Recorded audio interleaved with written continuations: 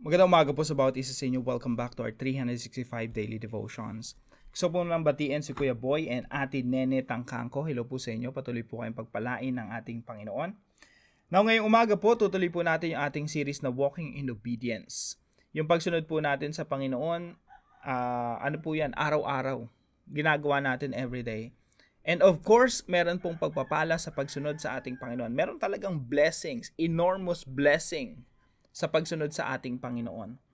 Pero hindi po blessing at pagpapala yung primary motivation natin bakit tayo sumusunod. Sumusunod tayo sa ating Panginoon because we love Him. Sabi po na ating Panginoon Jesucristo, if you love me, you obey my commands. So, kung mahal natin ang ating Diyos, susunod tayo sa Kanya at yan po yung primary motivation natin why we obey.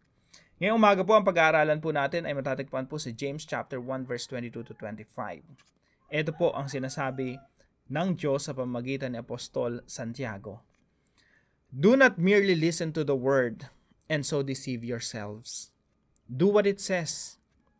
Anyone who listens to the word but does not do what it says is like someone who looks at his face in a mirror, and after looking at himself, goes away and immediately forgets what he looks like. But whoever looks intently into the perfect law that gives freedom and continues in it, not forgetting what they have heard, but doing it, they will be blessed in what they do. Maging tagatupad kayo ng salita, at huwag maging tagapakinig lamang na dinadaya ninyo ang inyong mga sarili. Ang sino mang tagapakinig ng salita, ngunit hindi tagatupad nito, ay natutulad sa isang taong minamasdan ang kanyang likas na mukha sa salamin. Pagkatapos niyang masdan ang kanyang sarili, siya ay lumisan at kinalimutan niya kaagad kung anong uri ng kanyang pagkatao. Ngunit ang sino mang tumitingin sa ganap ng kautusan ng kalayaan at nananatili rito ay tagapakinig na hindi nakakalimot, sa halip siya ay tagatupad ng salita. Ang taong ito ay pagpapalain sa kanyang ginagawa. Now, unang katuruan po natin ngayong umaga, God requires us to be both searchers and doers of the word. Yung Diyos po natin, nire-require niya. This is a requirement, mga kapatid. Nire-require niya na tayo po ay maging tagapagsaliksik. It means we are searching the word of God. And at the same time, we are doers of the word of God. Tagapagsaliksik, inuunawa natin yung salita ng Diyos at at the same time, sinusunod natin kung ano ang nasasaad sa kasulatan. Sabi po rito, maging tagatupad kayo ng salita. So mga kapatid, sa tuwing magbubuklat tayo ng salita ng Diyos, meron po dapat tayong intensyon na maging tagatupad. Hindi po tayo tinawag ng ating Diyos para maging tagatuto. Matuto lang ng matuto, dumami lang yung kaalaman, parang Tweety Bird, no? Ang laki-laki ng ulo, ang liit ng katawan. Ang daming alam, pero kulang sa pagsunod. So mga kapatid, tayo po ay maging tagatupad. Yan po ang kagustuhan ng Diyos sa bawat isa sa atin. Tagatupad kayo ng salita at hindi tagapakinig lamang. We're not just hearers, we're not just searchers, we're also doers of the Word of God. Bakit po? Pangalawang puntos po, searching without action is self-deception. Yung pagsasaliksik, pakikinig ng salita ng Diyos, pag-aaral ng salita ng Diyos, na walang aksyon, walang pagsunod, walang nababago sa buhay natin, ito po ay self-deception, pandadaya sa sarili. Kaya sabi po ni Apostol Juan, James, sabi, dinadaya ninyo ang inyong mga sarili. Anong example nito? Anong illustration nito? Sabi niya, ang sino mang tagapakinig ng salita ngunit hindi tagatupad nito ay natutulad sa isang taong minamasdan ng kanyang likas na mukha sa salamin. Para kang nananalamin. Kung ikaw nag-aaral ka ng salita ng Diyos, hindi mo naman sinusunod, para mong dinadaya yung sarili mo na nagsasalamin ka, papasok ka sa opisina, no? Tumarap ka sa salamin, nakita mo yung kapangitan mo, sorry. Nakita mo yung mga dumi sa iyong mukha, no? May dumi ka pa sa mata, may dumi ka pa sa noo. Tapos wala kang action. Wala kang ginawa, nakita mo lang yung sarili mo, madumi yung mukha, and then pumasok ka na sa opisina mo, kinalimutan mo na yung itsura mo, nakita mo sa salamin. You're just deceiving yourself. Para kang, sabi ni James, ba't ka pa nanalamin? No? Bakit ka pa nag-aral ng salita ng Diyos, di ka pa magpapabago? Nanalamin ka pa, nakita mo pa tiningnan mo pa yung mukha mo na marumi, tapos di mo naman pinahiran, hindi ka man naghilamos. Parang dinadaya mo lang yung sarili mo. Kaya kung ita-translate natin ito sa ngayon, sa oras na ito, no? Ang translation na ito, huwag ka nang mag-devotion. Niloloko mo lang yung sarili mo kung wala kang intensyon na sundin yung salita ng Diyos. Huwag ka nang mag-aral ng salita ng Diyos, huwag ka nang mag-devotion, huwag mo nang unawain ang sinasabi ng Diyos kung hindi mo rin naman susundin kasi niloloko mo lang yung sarili mo. Searching without action is self-deception. Pangatlo po, God blesses those who obey. Meron talagang pagpapala sa pagsunod. Sabi po rito sa verse 25, ngunit ang sino mang tumitingin sa ganap na kautusan ng kalayaan. Alam niyo po, pag tinitingnan kasi natin yung sarili natin, makikita natin yung ating karumihan. Makikita rin natin yung pangangailangan natin sa Panginoong Jesucristo na siyang bumabago sa atin. Kaya mayroong kalayaan eh. Mapapalaya tayo sa ating kasamaan, sa ating mga maling ginagawa, sa maling relasyon, sa gulo, sa buhay mag-asawa, sa pamilya, mga hidwaan sa iglesia. Merong pagpapalayang mangyayari kasi makikita mo yung salita ng Diyos, tapos susundin mo yung salita ng Diyos, lalaya ka talaga. So sabi rito, ngunit ang sino man tumitingin sa ganap na kautusan ng kalayaan at nanatili rito ay tagapakinig na hindi nakakalimot, salip siya ay tagatupad ng salita. Kung ikaw, you're studying the Word of God at the same time you're obeying the Word of God, sabi po rito, they will be blessed in what they do. Ang taong ito ay pagpapalain sa kanyang ginagawa. Mga kapatid, meron pong blessing sa pagsunod. God blesses those who obey. Alam niyo po kahapon, no? Yung devotion natin, yung if you love me, you keep my commands. Sabi po ng Panginoong Jesucristo yan. Talagang devotion ko para sa sarili, nangungusap talaga sa sarili ko yung kasi yung misis ko tsaka ako nag-away eh. Maliit lang naman yung pinagawa namin, pero mataas lang yung pride namin, ayaw namin mag-sorry sa isa't isa. Pero habang nagde-devotion ako, sabi ko, pambira, sa akin talaga tong devotion na to kahit na intentionally tinataas ko yung pride ko, sabi sa akin ng Panginoon, if you love me, you keep my commands. Eh yung nakasulat sa salita ng Diyos eh. Ang motivation mo for obeying God is because you love God. Kaya against my pride eh. Pagkatapos ko mag-devotion, diretso ako doon sa kotse na ginagamit niya pampasok sa trabaho niya. Nilinis ko agad. And then, pagkagising niya, nag-sorry na ako. No? Pagka-sorry ko, merong talagang blessing, no? Makikita mo yung pag-ibig ng asawa mo, no, na nag-iiba. Meron talagang blessing sa pagsunod. So, God blesses those who obey. Minsan, mas mahirap sumunod because of maybe pride, because of there's a lot of things to give up. Minsan, mahirap sumunod sa Panginoon eh. Pero meron pong blessing behind that. Merong blessing na kasunod yan pag sumunod ka sa Panginoon. Actually, sa mga panahon na mas mahirap sumunod sa Panginoon, yun yung mga panahon na mas matindi yung blessing na nakalaan para sa atin.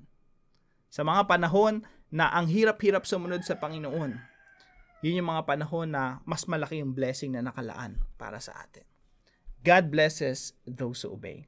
Now, ayan, kaya mga husband dyan, no? Mag-sorry na kayo. Kahit di nyo kasalanan, mag-sorry pa rin kayo.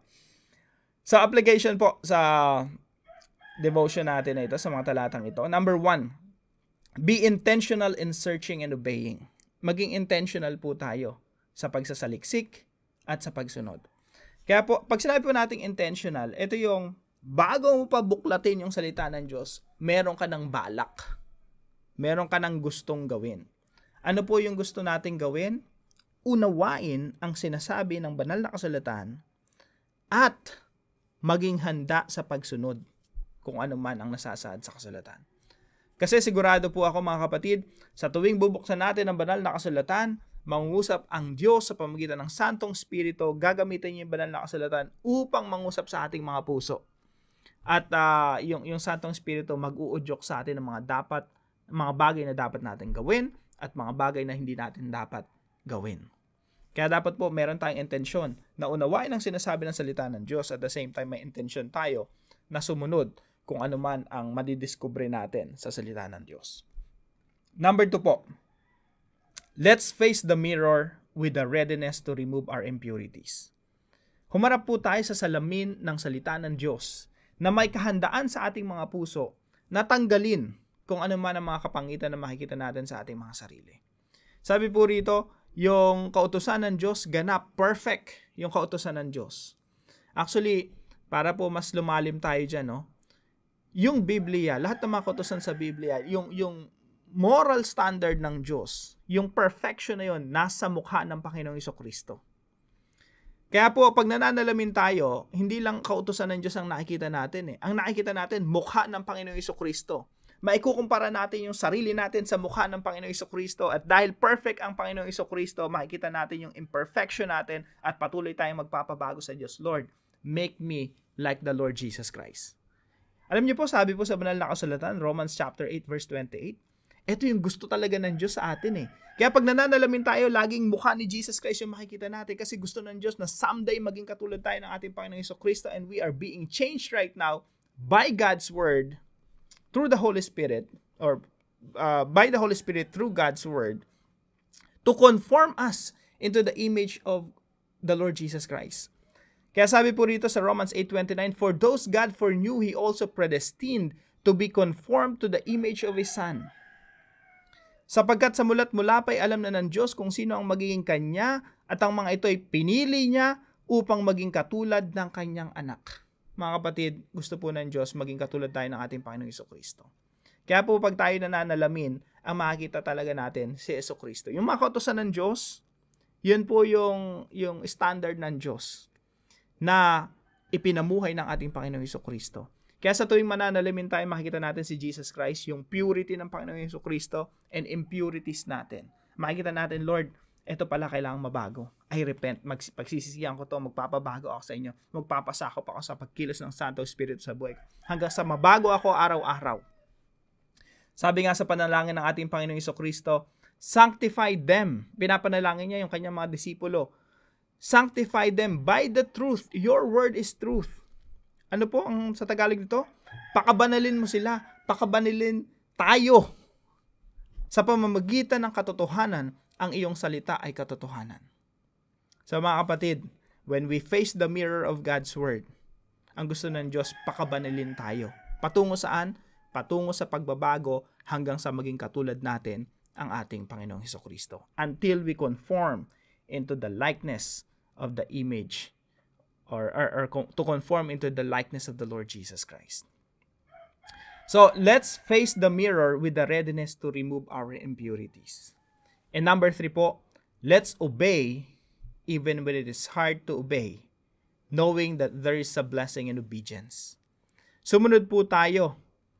Kahit na mahirap sumunod, may mga pagkakataon, napakahirap sumunod. Minsan nga, sabi ko, minsan pagsasorry lang sa asawa, ang hirap-hirap gawin eh. Kasi against pride yun eh. Pero let's obey, even when it's hard to obey, knowing that there's a blessing in obedience. Meron po talagang pagpapala sa pagsunod. At the more tayo sumusunod sa Panginoon sa mga panahon na mahirap sumunod, doon po yung mga pagkakataon na mas matindi yung blessing ng Diyos. Kaya po sumunod na tayo, no? Let's continue obeying our Lord. Now, para po sa ating discussion, if you would face the mirror of God's Word right now, what would you see? Kung ikaw, haharap ka sa salamin ng salita ng Diyos, ngayon mismo, ano ang makikita mo sa iyong sarili? So maganda pong reflection yan. So para naman po sa ating panalangin, kausapin po natin si Lord right now. Gawin po natin itong panalangin. Sabi natin sa Kanya, Lord God, thank you for your word, where I can see my true reflection. Please make me willing to remove every impurity I see in myself. Grant me the courage to obey, especially in times when it is hard to do so. I believe that the harder it is to obey, the greater the blessing. I praise you because you want the best for me. You desire to transform me into the likeness of your Son, Jesus Christ. Continue to sanctify me through your word. In Jesus' name, amen and amen. Salamat po sa katuwang natin sa ating devotion ngayon, yung Tres Marias, no, from Laguna. Maraming salamat po sa inyo. I-bless po kayo kasi Lord po ang magpaala sa inyo. No? At kung meron po kayo natutunan sa devotion natin na ito, ipalam nyo lang po sa comment section right below this video. And please share this devotion to your family and friends. God bless you po. See you po tomorrow 5 a.m. dito sa ating Daily Devotion.